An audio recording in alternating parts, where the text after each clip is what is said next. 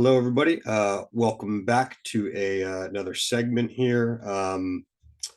In this segment, we're going to go ahead and talk about the foundations of the DCF valuation framework. That is the discounted cash flow framework.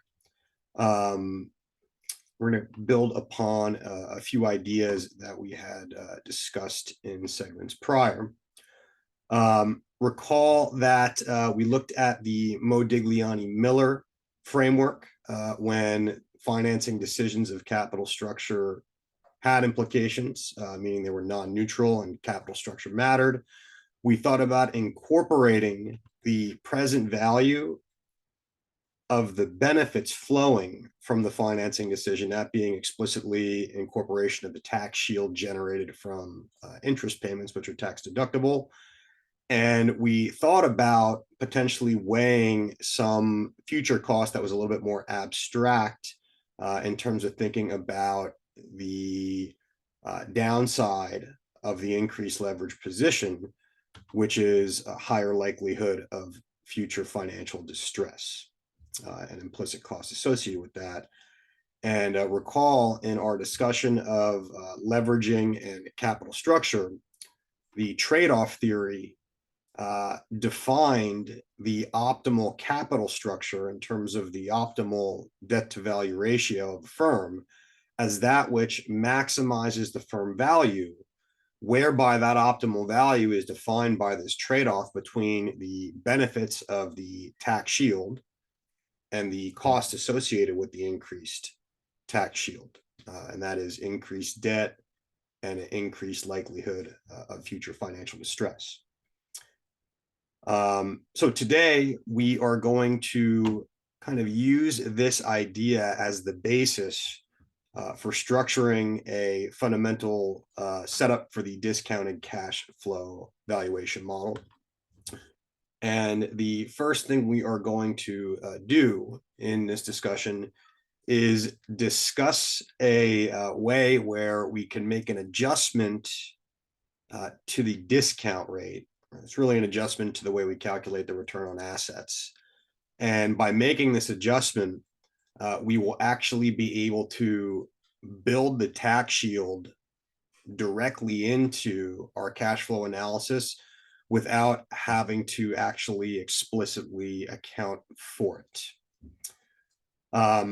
The weighted average cost of capital, which we will refer to as the WACC, and you might remember the return on assets also being referred to as the weighted average cost of capital, but not to conflate the two. When we refer to the WACC in this segment, we're referring to specifically the firm's tax adjusted weighted average cost of capital. Okay, meaning we're going to have a tax rate adjustment to incorporate the fact that interest payments escape corporate taxation. The calculation is going to be very similar to how we computed the return on assets. It's going to be a value weighted average of the return paid to debt holders and the return paid on equity, but with the exception of this tax adjustment, right? And we've argued in past segments that when a tax shield is created, you can kind of think about the government paying some percentage of that interest payment, which means we're on the hook for the remaining percentage, and that remaining percentage corresponds to 1 minus the corporate tax rate. You'll notice if we distribute terms, we can actually isolate the original return on asset value here, which was unadjusted for that tax implication. And that allows us then to isolate this term, really same term in the second line, that explains the divergence between the weighted average cost of capital, incorporating that after-tax return on bonds, right, on debt, versus the return on assets, which did not have this asymmetric tax consideration. So recall in the Modigliani-Miller framework, the return on assets okay, which we're going to refer to as really the opportunity cost of capital.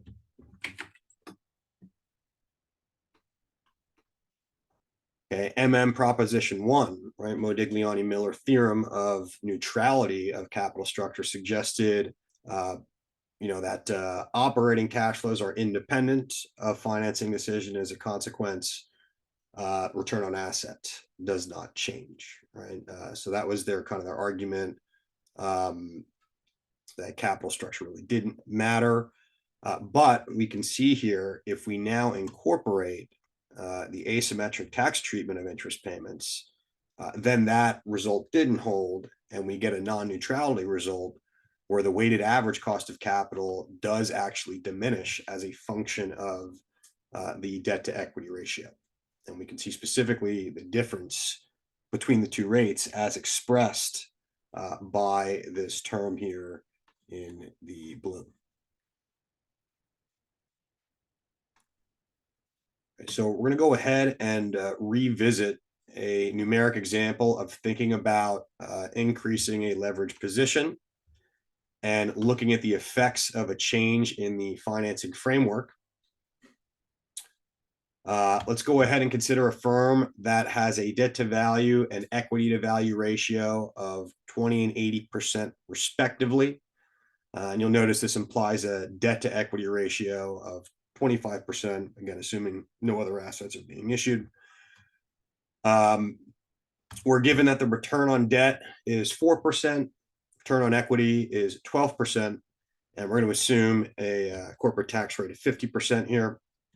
And the question is, let's think about computing the after-tax weighted average cost of capital, as well as the pre-tax or the non-tax implied opportunity cost of capital, which is the return on assets.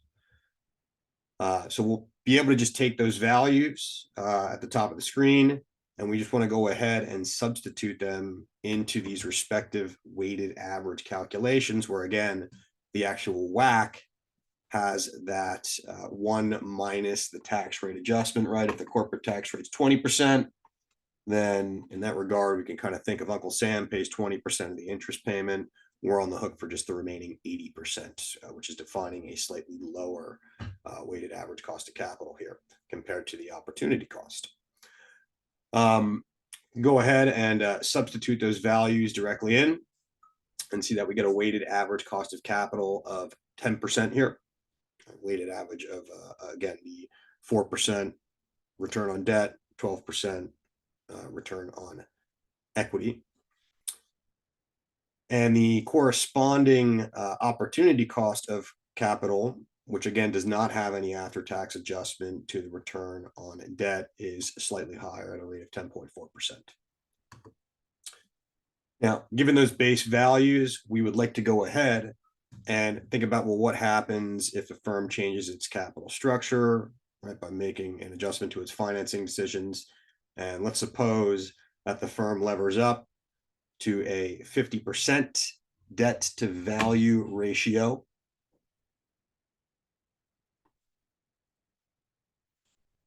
Okay, and that means if debt is half of the pie, equity is the other half. And we're going to use now the equation from Modigliani-Miller's Proposition 2, which implied that for a constant return on assets and a constant return on debt, that the return on equity would increase linearly, approximately with the debt to equity ratio.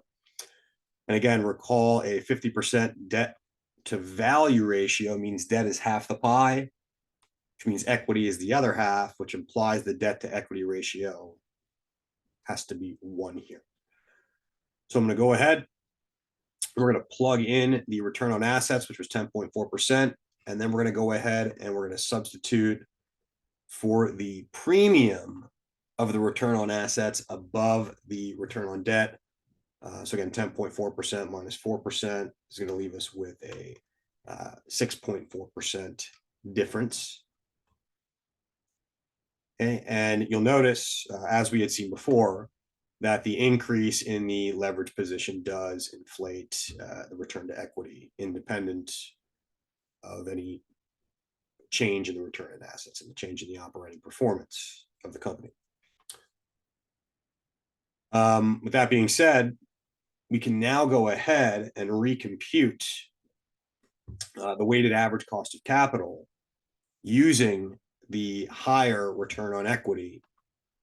And let's do this, assuming that, again, at the higher levered position, that the return to debt has not changed. The new debt essentially is risk-free, such that creditors are not asking for a higher rate, which would push the entire return on debt up. And we can see now that the weighted average cost of capital has actually decreased to 9.4%. Okay, consistent with what we had seen before, that increasing the leverage position, the debt to equity ratio, the debt to value ratio, is going to provide that tax shield benefit. And as a consequence, we wind up with a lower discount rate that we can use on a cash flow stream if we want to assume equity financing as a base case and then build in the tax shield without explicitly having to model it. And we'll come back to that point momentarily. As a side note, and a good review of the capital asset pricing model, if you were given market data on the betas, again, this measure of statistical systematic risk with the market portfolio and the asset, we can actually go ahead and think about applying CAPM to, again, directly compute the cost of capital as well as the return on equity, whereby CAPM suggests that the expected return on an asset in orange here is equal to the risk-free rate, and usually we use treasuries for that, plus a premium, and this premium term in green reflects the beta of the asset, which is the sensitivity the asset faces to the overall market portfolio as a covariate relative to that market portfolio, multiplied by the excess return that the market portfolio has above the risk-free rate. If we want to think about doing this specifically for equity, then it's a small change in subscript and a small change in the values we're going to reference. Okay, so let's think about how we could apply the same notion if we were given slightly different information here. Okay, let's suppose the current beta for the debt is 0.8, the beta for the equity is 1.4. And again, we're going to use 0.2 and 0.8 debt to value and debt to equity, and equity to value ratios. And suppose that the market excess return is 6% and the risk-free rate is 4%, right, which implies really a market return of 10%. We want to be able to calculate first the beta of the asset portfolio, which is, again, a weighted average of the debt beta and the equity beta, which in this case comes out to 1.28. And now we can go ahead and calculate the new beta for the equity at the increased 50-50 debt equity mix, again, implying a debt to equity ratio of 1.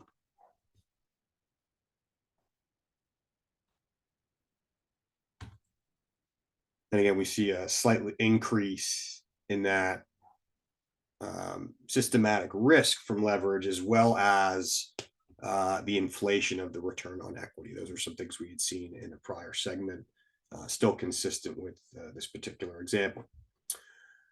We can now compute the new return on equity at the higher leverage position by using the increased beta value here.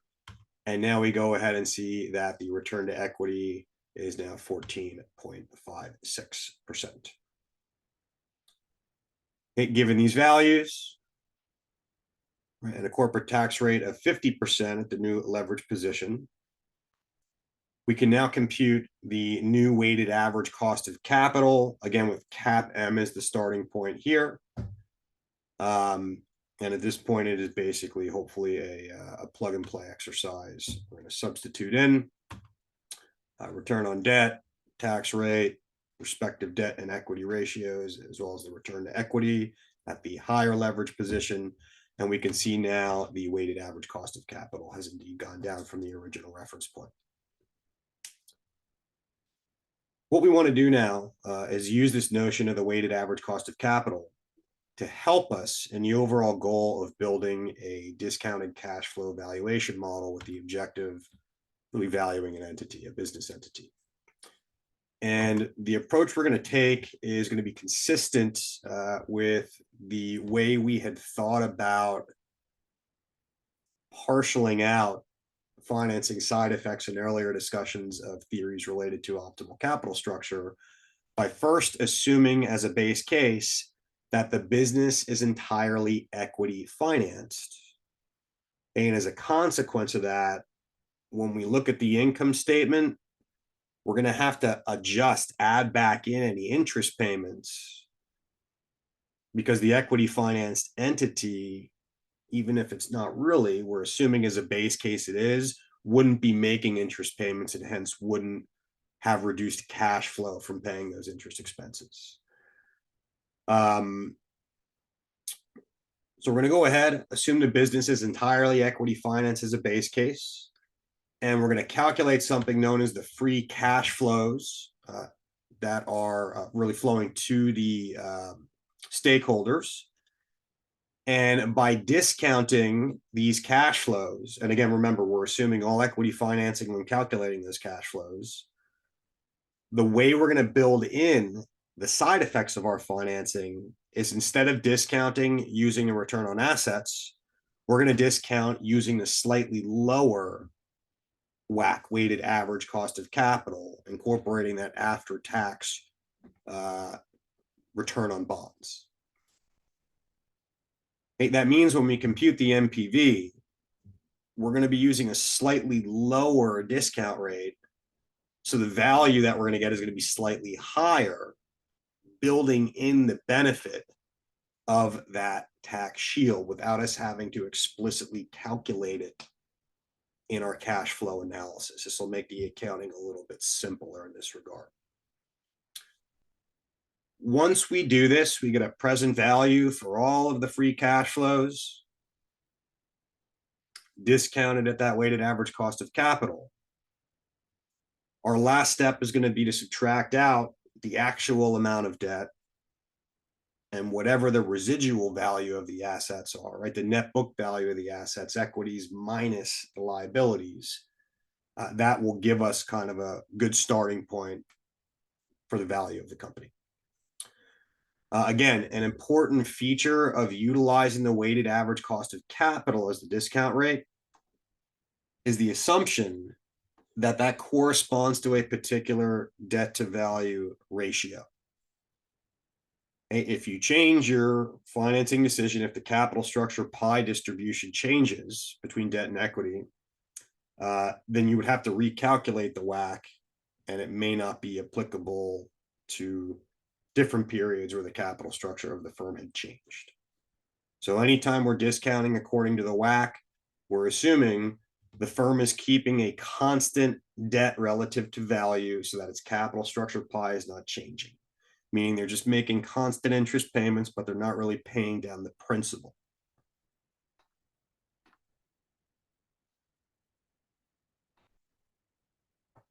Okay, so the whole point of, again, using the WACC here is that we are building in the tax shield without having to explicitly model it. And we're going to have to project cash flows just as we would for any sort of capital budgeting, project analysis type of decision framework.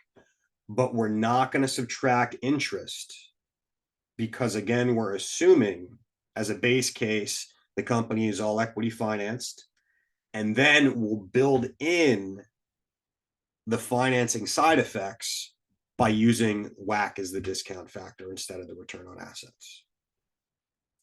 So don't forget, anytime we're doing this, discounting WACC, we're building in the tax shield, and that requires the critical assumption of a constant debt to value ratio. If the debt to value ratio changes, if we start paying down principal on the debt, then I don't want to use WACC to discount during those periods. I want to use just the return on assets. And I would explicitly then in the cash flow analysis have to account for the tax shield in those periods. Okay, so either I'm calculating the free cash flows each period and the tax shield each period and discounting with the return on assets. Or if I'm maintaining a constant debt to value ratio, I just forecast the free cash flows, don't worry about the tax shield, and discount according to the WACC, which has the tax shield built into the discount rate. Now, the weird feature of valuation is that unlike people, right, companies are potentially infinitely lived assets. They are potentially perpetuity generating assets. And that reality can be a little daunting when it comes to building a financial model, especially if you're starting from scratch and you have no data to rely on. You're making sort of the best guess as a base case assumption. It's pretty typical for proposals of financial models by management to include, short to medium term forecasts. Maybe I'll forecast out, 10 periods of activity and then make some assumption about what happens to the post horizon value of the company in the future. Okay, so we're going to talk about a terminal horizon value, which corresponds to trying to compress everything. Let's say I modeled periods 0 through 10. And then I say, okay, period 11 into the future, we're going to make some assumption about geometric growth into perpetuity. And we have to be a little careful about these types of modeling assumptions because the value that we're going to get for the firm as a whole could be highly sensitive to the assumptions we made about how the free cash flows are growing past the forecasted horizon. And it's, again, good to run sensitivity analysis on your models, on your DCF model, to understand how small changes in that type of assumption could potentially lead to large changes in the values that you're predicting. So again, as a base case, right, we're assuming all equity financing. If D to V is constant, meaning we're not paying down any principal on that debt, maintaining a constant capital structure, then we can discount using the WACC, and that automatically builds in the benefits of the tax shield without us having to explicitly model them in our cash flow analysis. If our objective is, again, to value the firm and maybe then value the shares of equity, okay, then at the very end of this exercise of valuation of the all equity base case plus the tax shield, then we need to go ahead and be honest with ourselves and subtract out the actual principal. Okay. Now, again, a tricky part, and certainly one that you can start poking holes in if you are analyzing financial models on kind of the buyer side of the venture cap table, has to do with, again, this big assumption of what happens past our forecasted horizon. So we're going to compute some stream of free cash flows. I'll discuss the accounting procedure for doing that momentarily. But we're going to now think about modeling the value of the firm, okay, if it was all equity financed, okay, with the tax shield built in, by computing the present value of the free cash flows that this firm generates out to the forecasted horizon. I'm going to call that period H here. In blue, this is our horizon. And then past the horizon, we're going to make some assumption about the present value of everything else that happens potentially into perpetuity. We're going to call that the horizon value. And we're going to have to then discount that back to the present. Okay, so the blue period, we're going to model pretty explicitly. But the orange is going to be kind of the area where we're going to make some sort of big assumption. And there are a few different approaches you could use to think about computing what is referred to as the horizon value in orange here.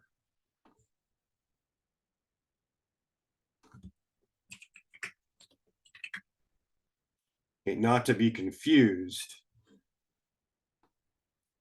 with the blue terms, which are the forecasted periods.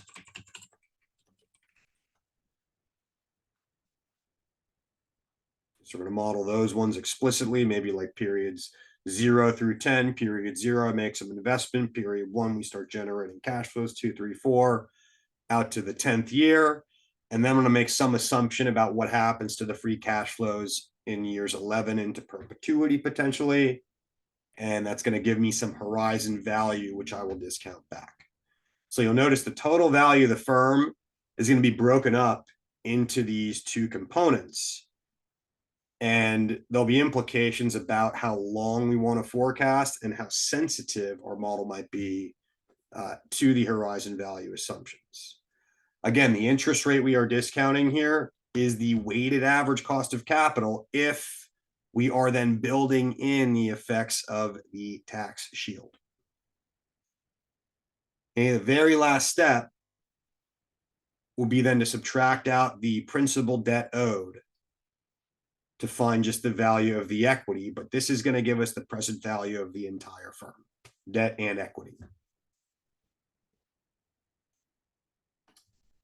Now, what is a free cash flow? Unfortunately, there's not really a standardized textbook definition.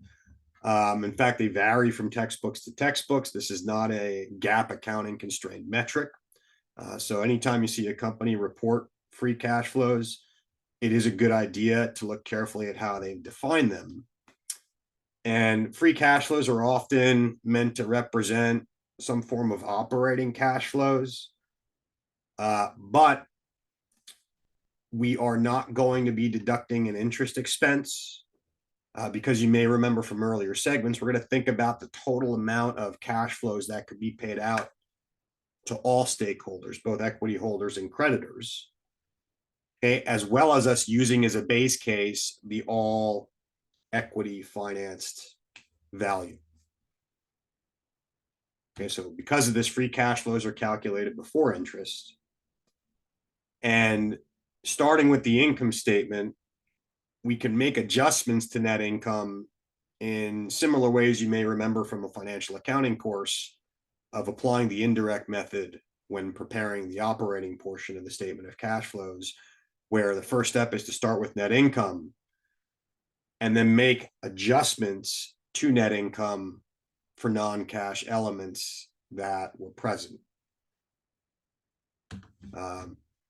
Right, net income has various non-cash expenses, things like depreciation and amortized asset utilization, as well as things on the revenue side, right, like accounts receivable, where the revenue may be recognizable but not yet collected as a cash flow. So we would have to think about taking our net income value and appropriately adjusting upwards or downwards for these things.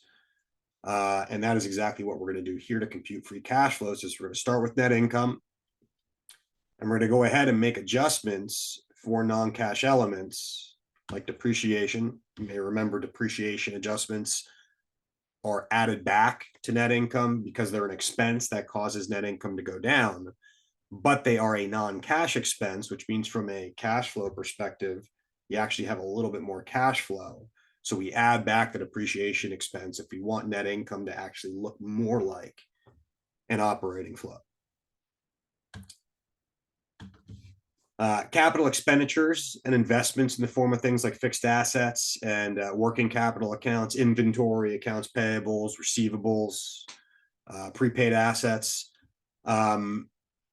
These sorts of things may again be associated with non-cash activity and may not show up on the income statement, but these things do reduce the availability of free cash flows, and we should be then accounting for them. If there's any, cash flow being tied up by non-income statement items, then we also want to make adjustments to net income for that as well. So the way we're going to do this is, again, by really starting with net income.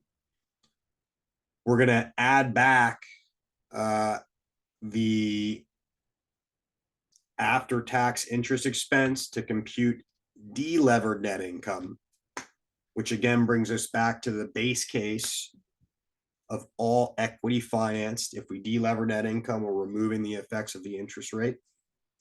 Okay, so that is us adding back the interest payments. And then we're going to go ahead and add back any amortized expenses not associated with cash outflows, things like depreciation, prepaid asset expenses. And then we would have to downward adjust for anything that is tying up our cash in terms of investments in any fixed assets or net investments in working capital. Okay, so once we have a model and we compute the free cash flows for each period in that model up to the horizon value, and we make some assumption potentially about the growth of those free cash flows after our forecasted horizon, then we have formulated here a solid foundation to use our discounted cash flow framework to incorporate now the weighted average cost of capital as the discount rate, assuming again a constant debt to value ratio. And that will allow us to compute the value of the entire company. And again, if we want to figure out what's the value of the equity, we would subtract out the value of the debt obligation. And if we wanted to figure out the value of a share of that equity, then we would just divide that number by the number of outstanding shares. Now, the flimsy part of this type of modeling framework is certainly a big assumption about what is happening with the growth at the horizon value. And I'm going to discuss here 3 methods of how you could think about dealing with this. There are more, but here are kind of 3 things to think about. And one method that we should be familiar with at this point is thinking about a type of growing perpetuity structure, which we had seen in the Gordon growth dividend discount model of valuing equity. So some assumption might be, hey, we forecast out free cash flows to period 10, and then we assume from period 11 into perpetuity, those free cash flows are growing at maybe a rate of 2%. Okay, that assumption is a big assumption, right? Constant geometric growth after many periods. That assumption may not be realistic, but again, it is a starting point.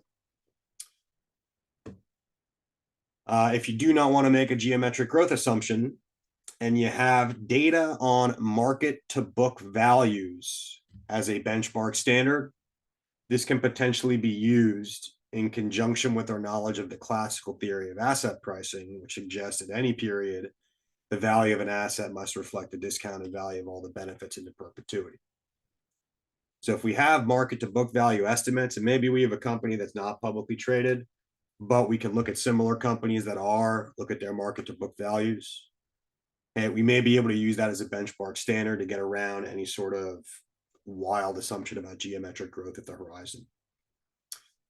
The other thing we may be able to do, if we do have data on market prices, is use the price to earnings ratio as a benchmark standard. Okay, so let's look at an example where first we assume a growing perpetuity structure. And let's suppose we forecasted firm X's free cash flows out through a horizon of year 7 and the present value of the free cash flows through year 6 are equal to 5 million. So year 0 through 6, we do our NPV calculation, and we have something that's worth 5 million in year 0 through 6. And let's suppose here the year 7 value of the free cash flow that's forecasted is, let's say, 1 million in year $7. Okay. What's going to happen from year 7 onward? We're going to assume something about the geometric growth of that value. Let's suppose the appropriate discount rate here is 5%, right? And that would correspond to our weighted average cost of capital after tax if we had more information, and the assumption that the debt to value ratio was constant. Let's suppose that we're projecting at that 7-year horizon and onward a growth in the free cash flows at a constant geometric rate of 3%. And now if we shift our perspective and treat period 7 like period 1, right, like the dividend paid in period 1, if you will, in the growth framework that we had discussed, then we should be able to just treat that $1 million period 1 cash flow here as if it is the dividend paid in period 1.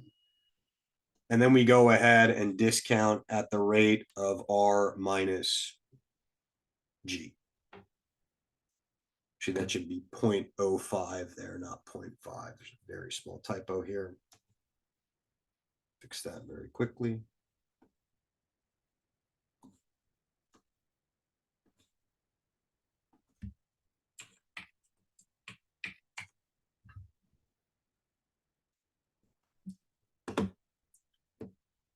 Which gives us a horizon value of 50 million. Okay, but remember, we treated period 7 like it was period 1 here, which means period 6 is like our period 0. So the horizon value here is not measured in actual period $0. It's measured in period $6, which means I would have to again then discount that back 6 periods to compute the period 0 present value of our horizon assumption, which is 37.3 million. Okay, now remember, we're given here in this problem that the present value of the free cash flows over our forecasted horizon are 5 million. Okay, so that 5 million is right here.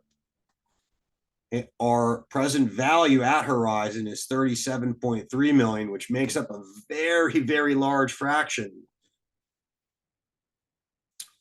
of the firm's value as a whole, which is 42.3 million in this case. Okay, so here we made an assumption about geometric growth at the horizon.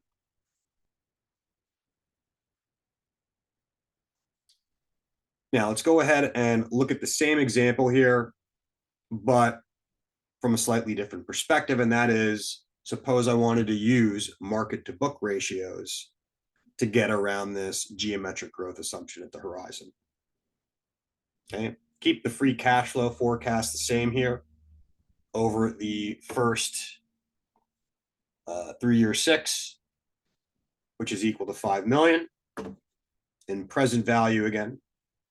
And let's suppose our company maybe isn't publicly traded, but we look at data on similar companies that are, and we find that the industry average market to book ratio for comparables is around 2.5. If the book value of our company in year 6 is forecasted to be 20 million, and we apply the market to book ratio of 2.5, well, then a market to book ratio times the book value is going to leave us with a market value. Again, I will use a discount rate of 5%, and we're going to get away with exploiting the classical theory of asset pricing by arguing that the market value in year $6 must reflect the net present value of all of the free cash flows generated into perpetuity. Okay, so rather than making that geometric growth assumption here, what are we going to do? We're going to argue that the period 6 horizon value must be the market value of the firm in year 6. And that's equal to the market value to book value ratio, right? The market to book ratio times the book value of the firm in year 6, which was 20 million, giving us the present value in period $6 forecasted to be, again, here 50 million. And if you're wondering, oh, is that a coincidence that it's going to work out similar? Yes, I will come back to that. Again, we have to discount that back to period $0, and we get this horizon value here, making up 37.3 million in period $0. And again, we would add that back to the 5 million in present value during the 6 years we actually forecasted. And that gives us, again, this $42.3 million figure. Okay, if we have market data on, for example, stock price, then we could also take a similar approach by using the P to E ratio, and again, arguing that the firm's price, right, what does that reflect? Right, it's the discounted value of the benefits flowing to the equity holders. So suppose we observe a PE ratio of 25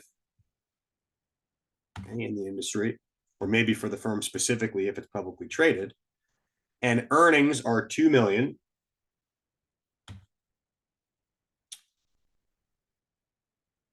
And then again, we can use the market to do the dirty work here a little bit. Let's take the price earnings ratio times the total amount of earnings in year 6 as our estimate for this period 6 horizon value, which again, we have to discount back to period $0 over the forecasted free cash flow horizon.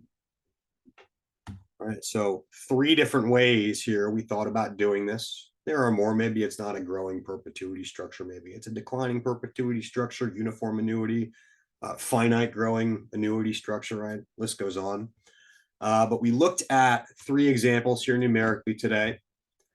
And in each of the examples, they were set up such that the valuation came out to be identical. But I want to be clear, it may not always be the case.